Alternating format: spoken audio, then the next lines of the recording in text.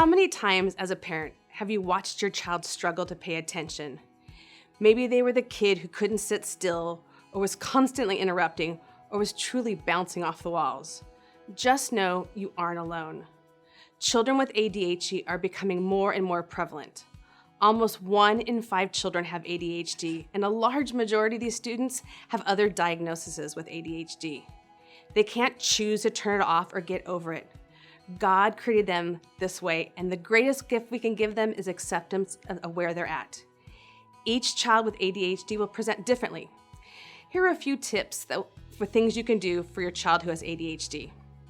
First, build movement into homework or times they need to sit for a long time. Sitting for 60 minutes going over homework or even a car ride can be really difficult for your child with ADHD. Since more homework is done in the evening, for those who take medication for their ADHD, the medication is worn off and they can be a bit more distracted and have a hard time focusing. Build in time during homework to get up and move. A snack break or incorporating an activity into homework, such as playing outside or taking a dog for a walk, will help your child with ADHD focus a bit more.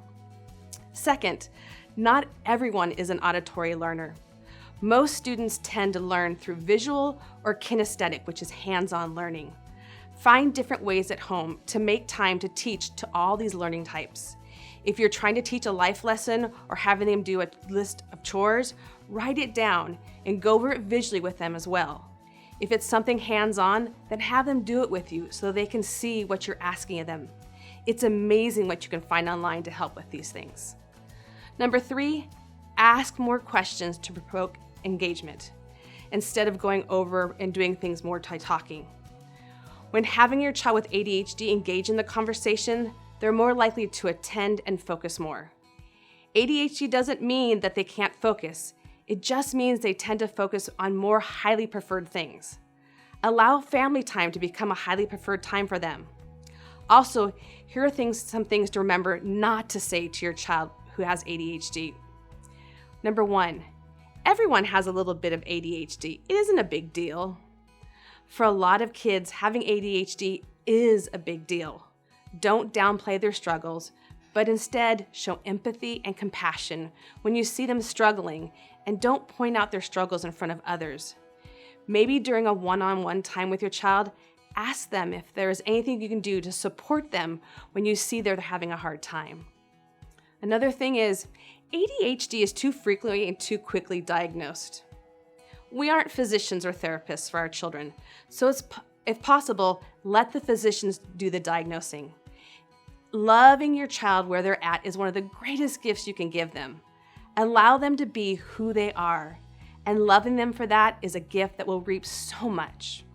Number 3, if you just tried a little harder, you could do better. Every child has been told this at some point. It just isn't true. Trying looks differently for all of us, so be willing to celebrate with them where they're at and not where you think they should be. Number 4, you just need better behavior. Sometimes children with ADHD have impulsivity that looks like poor choices or behavior that isn't highly desired. Instead of spotlighting that behavior, just remind them what behavior you want.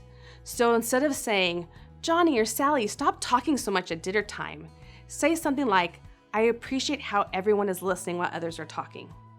Number 5, just concentrate. You can do it. If our children with ADHD could just concentrate, they wouldn't have ADHD. Our children with ADHD will sometimes get lost in a conversation or homework they're working on. It's okay to catch them up really quickly where they're at, such as, "Johnny, we were just talking about our family trip coming up right now." Nothing in depth, but allowing them to be part of the conversation. Also, having something visual to look at, maybe a trip itinerary, could help. Number 6, can't you just sit still? A better question I would have is, why are you sitting for so long? If you have a child with ADHD, allow them time to move around when they need to stop and refocus. This may mean going outside to get some fresh air or even finding a snack to have.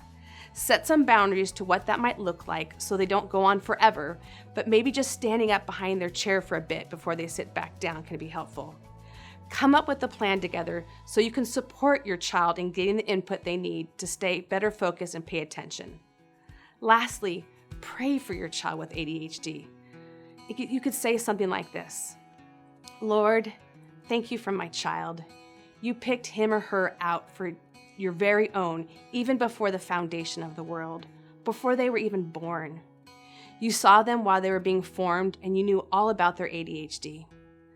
God, you see all the things they do, and you know all their thoughts even before they think them. You are with them when their thoughts get jumbled up and their focus is waning. Thank you for them and the wonder creation that they are. May you use them as a vessel to share Christ with them in a way only you can. In his name, amen.